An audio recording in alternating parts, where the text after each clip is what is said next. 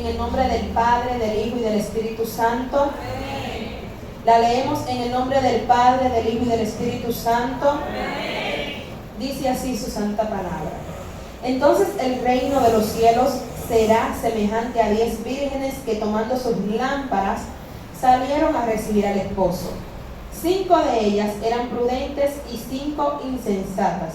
Las insensatas, tomando sus lámparas, no tomaron consigo aceite, mas las prudentes tomaron aceite en sus vasijas juntamente con sus lámparas. Y tardándose el esposo, cabecearon todas y se durmieron. Y a la medianoche se oyó un clamor: aquí viene el esposo, salid a recibirle. Entonces todas aquellas vírgenes se levantaron y arreglaron sus lámparas. Y las insensatas dijeron a las prudentes: danos de vuestro aceite, porque nuestras lámparas se apagan. Mas las prudentes respondieron diciendo: para que no nos falte también a nosotras y a ustedes, id más bien a los que venden y comprad para ustedes mismas. Pero mientras ellas iban a comprar, vino el esposo, y las que estaban preparadas entraron con él a las bodas, y se cerró la puerta. Después vinieron también las otras vírgenes diciendo: Señor, Señor, ábrenos. Mas él respondiendo dijo: de cierto os digo que no os conozco. Velad pues, porque no sabéis el día ni la hora en que el Hijo del Hombre ha de venir. Padre, gracias por tu santa palabra. Vamos a desmenuzar un poquito, pueden sentarse, lo que es este texto. Como podrán ver en la parábola, hay 2 personajes que podemos decir que son los protagonistas. Están lo que son las 10 vírgenes y el esposo por el cual ellas están esperando. Como podrán ver, el texto inicia diciendo: entonces el reino de los cielos será semejante a 10 vírgenes que, tomando sus lámparas, salieron a recibir al esposo. Cuando vemos la palabra el reino de los cielos, podemos ver lo que es la manera en que el gobierno de nuestro Señor se maneja.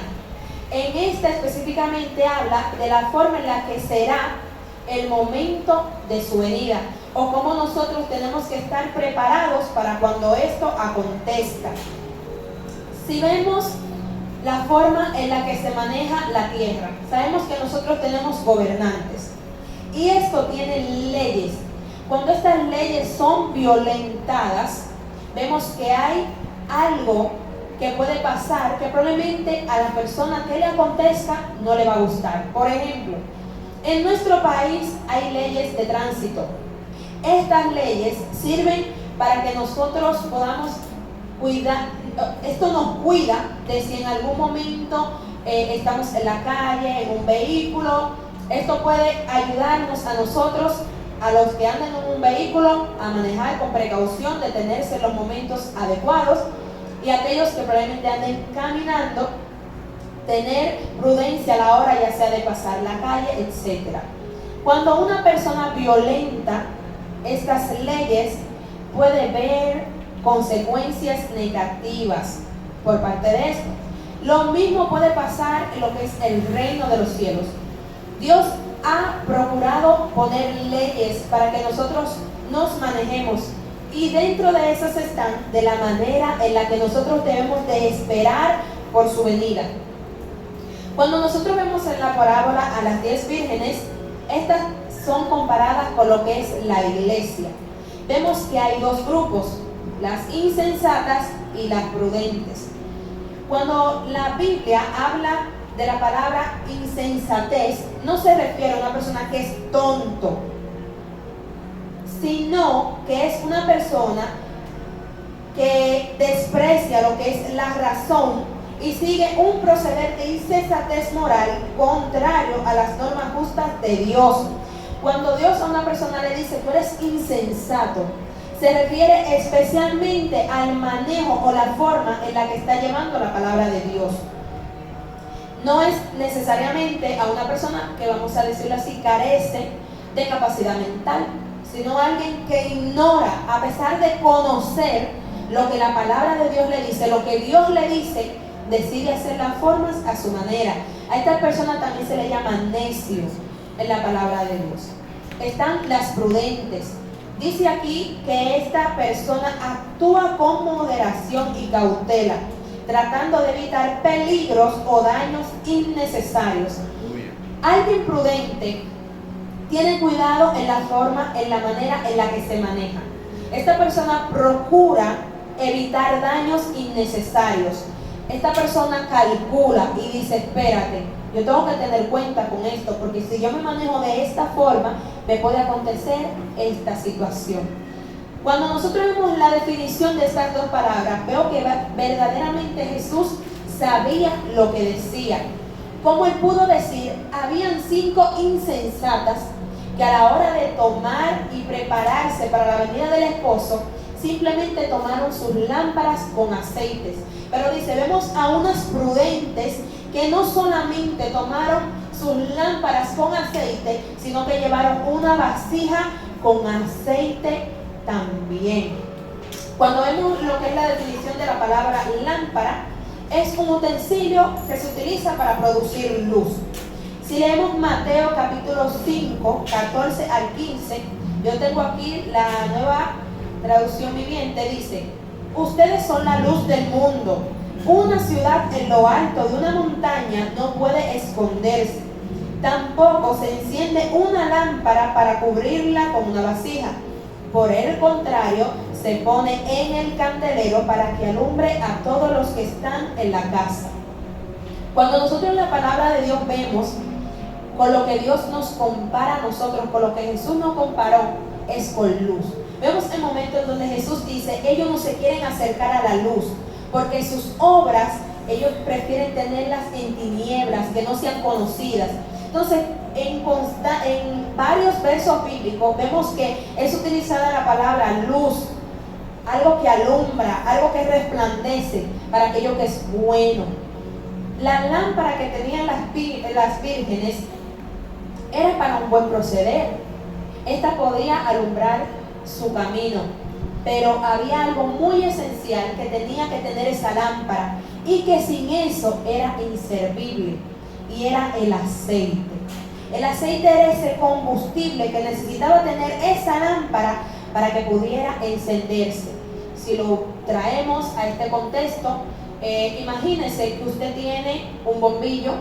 Ese bombillo, sin la energía eléctrica, no sirve para nada.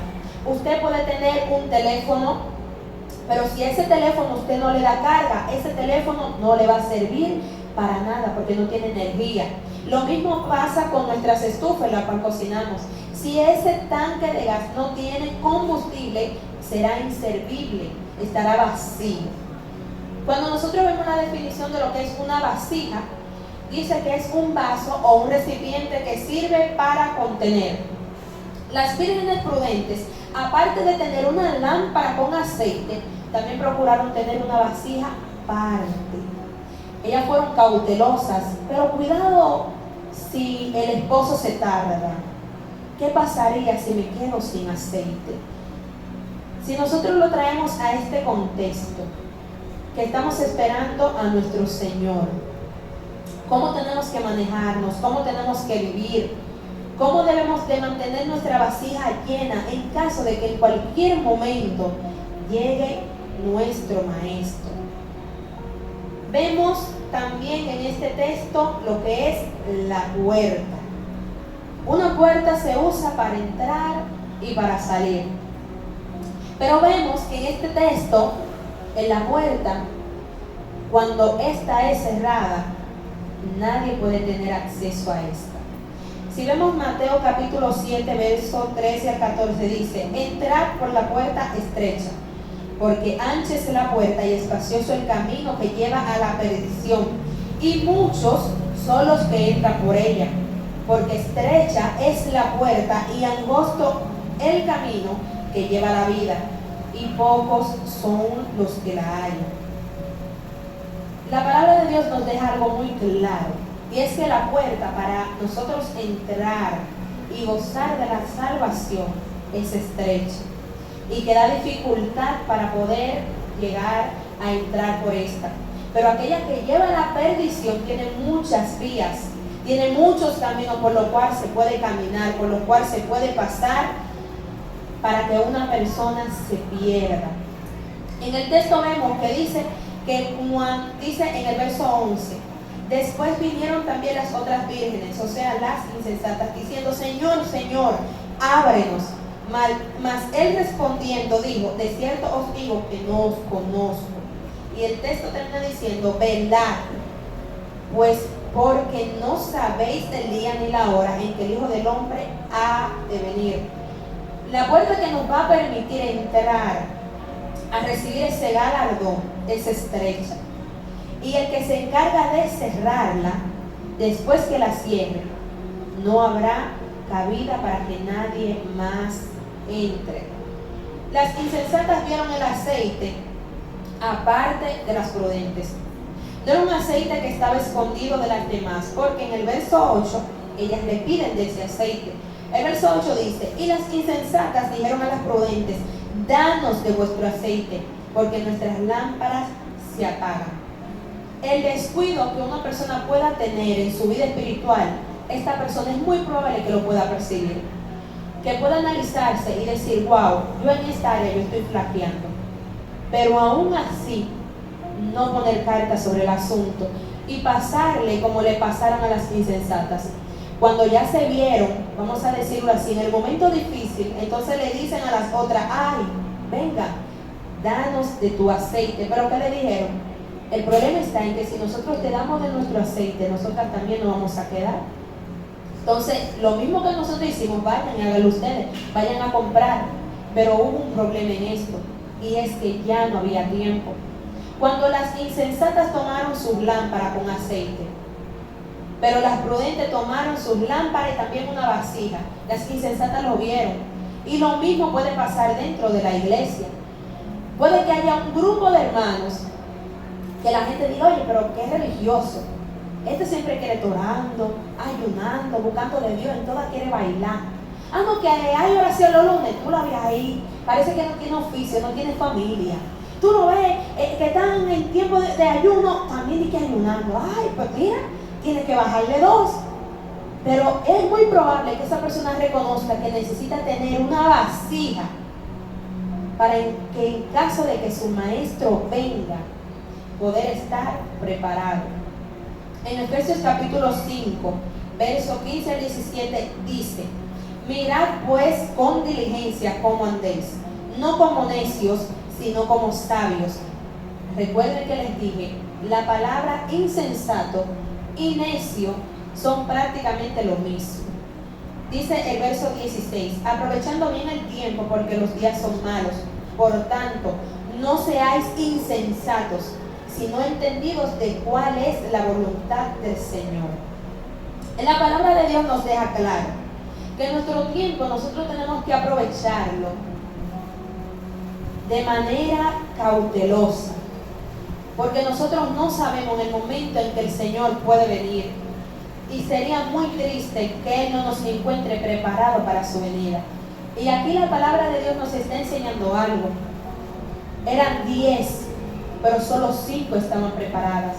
En la palabra de Dios nosotros podemos ver en más de una ocasión que se enseña que no todos los que digan Señor, Señor van a entrar por la puerta. Y sería muy triste que usted o yo seamos una de esas personas. Cuando nosotros estamos predicándole a las personas en la calle, decimos, hoy es el tiempo de salvación. Ahora es que usted tiene que aprovechar, este es el momento. Y nosotros queremos que las almas sean salvas y acepten al Señor. Pero es muy probable que nosotros dentro del mismo evangelio estemos pasando por situaciones que la estemos prolongando. Y digamos, no, yo sé que tengo esta situación y me lo han dicho que tengo esta situación, pero yo lo prolongo. No me interesa arreglar eso en estos momentos. Pero es el tiempo. Inmediatamente Dios nos ala a colación y nos dice, mira, yo estoy viendo esto en ti y yo quiero que tú lo arregles. Eso no es para ahorita, eso es para ayer, eso es para hacerlo lo más pronto posible, porque el Señor sabe. Nosotros hablamos y decimos, estamos esperando su venida, pero es muy probable, y Dios lo quiera, que usted durmiendo su casa le caiga arriba y ahí se quedó. Usted sabe las veces que tiembla la tierra. Si usted busca en Google, usted se va a dar cuenta que prácticamente en República Dominicana hay temblores todos los días. Lo que pasa es que algunos no se sienten. Pero usted se imagina que usted se vaya a acostar en una mala condición delante del Señor y ese día pase lo impensable. Usted se va a quedar porque no estaba preparado, porque nosotros no simplemente estamos esperando a nuestro Señor. Nosotros tenemos que estar pendientes de cualquier cosa que pueda acontecer. Hay personas que tienen accidentes. No sé si ustedes llegaron a ver la noticia de una pareja de esposos que tenían muy poquito tiempo y venían de un culto de fuego y a ellos los confundieron como con unos delincuentes o algo y los mataron. Y ellos venían de gozarse en la presencia del Señor y murieron. Entonces, la muerte después de que una persona nace es lo más seguro que nosotros tenemos. De que nosotros vamos a morir, vamos a morir. Pero es importante que nosotros estemos preparados para esa muerte. Hace poco el hermano Johnson predicaba y decía, ¿usted cree que es normal que usted le tenga miedo a lo que pueda haber después de la muerte? Es porque tu alma sabe que si tú te mueres sin el Señor, no vas a ir a un buen lugar. Y si nuestra alma misma dice, oye, yo no puedo agarrar y tirarme del puente o matarme o ponerme delante de un carro y acabar con mi vida, porque ¿para dónde yo voy? Hay gente que se quiere engañar, no, el muerto con tierra tiene, pero ellos saben que hay algo. Hay algo que le calcome en su mente, en su corazón y dice, wow, pero ¿y si es verdad lo que los aleluya cuentan? ¿Y si es verdad lo que la palabra de Dios dice? Sería muy triste. Hay varias ocasiones donde la palabra de Dios habla de puertas cerradas, de negación a acceso a entrar o negar conocer a dichas personas. En Génesis 7:18 dice, y Jehová cerró la puerta. El verso es un poquito más largo, pero termina en eso. Y Jehová cerró la puerta. La puerta del arca, ¿quién la cerró? Jehová. Y vemos que el tiempo del diluvio y lo que estamos, se podría decir, viviendo ahora es muy parecido. Y vemos que también el Señor ha dejado muy claro que quien va a cerrar la puerta es Él. Y que cuando Él cierre esa puerta, nadie va a poder pasar por ella. Fíjense que en Génesis hay algo que se dice de la familia de Noé. Y es que Dios lo había hallado justos a ellos para salvarlos. Y lo mismo el Señor necesita ver de nosotros cuando venga por su iglesia, hallarnos justos. En Mateo 7:21-23 dice, no todo el que me dice Señor, Señor entrará en el reino de los cielos, sino el que hace la voluntad de mi Padre que está en los cielos. Muchos me dirán en aquel día, Señor, Señor, no profetizamos en tu nombre, y en tu nombre echamos fuera demonios, y en tu nombre hicimos muchos milagros. Y entonces les declararé, nunca os conocí, apartaos de mí, hacedores de maldad. No sé si ustedes sabían, pero estamos en un tiempo en donde a las personas les preocupa mucho ser conocidos por el mundo. Usted ve que todo el mundo quiere ser famoso, quiere ser influencer, quiere tener una red social con miles de seguidores. Pero qué triste sería que te conozcan muchísimas personas aquí en la tierra, pero que no te conozca el Señor en el día del juicio. Que cuando tú vayas, Señor, pero en tu nombre yo prediqué, yo hice esto, yo hice aquello, y yo no te conozco. Apartaos de mí, hacedores de maldad.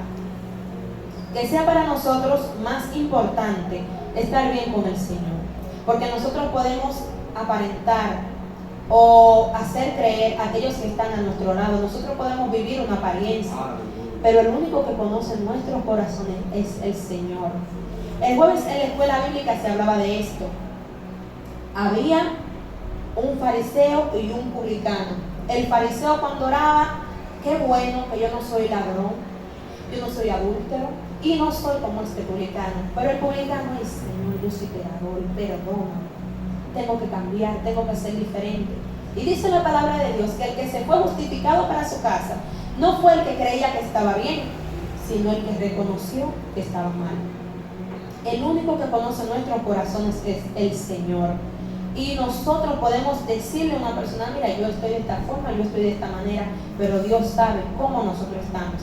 Y si nos analizamos y vemos que hay algo que no está de acuerdo a lo que dice la palabra de Dios, lo correcto es arreglarlo, pero ya, para que no nos pase como a las vírgenes insensatas.